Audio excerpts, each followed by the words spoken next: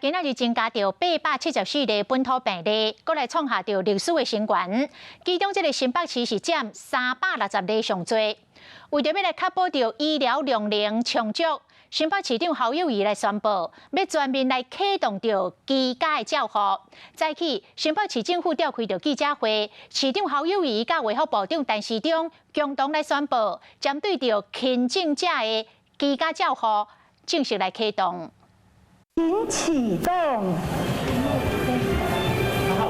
因为本土疫情愈来愈紧张，为了要确保医疗体系健全，新北市长侯友宜、卫福部长陈时中，甲新北7大负责病院的院长共同启动轻症患者的居家照护。除了照顾您之外，我们也会同时照顾您的家人。所以，如果您的家人有任何的症状，你也可以在这个新北 iCare 上面的系统，然后告知我们。护理师详细的问个案的身体状况，新北卫生局提供确诊名单给病院，个案敢符合居家照护的条件，逐工利用 iCare 健康云 App 回报3摆身体状况，若是白灯表示无回报，青灯表示正常，红灯、黄灯表示讲身体无正常，安尼就要送病院。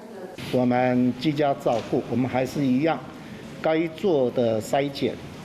以及我们的匡列隔离，我们还是按照中央的指引，大家一起共同来面对。其实现在都已经进到社区感染了，所以当进到社区感染，我们面对的是如何保有最重要的医疗量呢？别照顾好，大概就2个，一个是轻重分流，一个是药物的准备。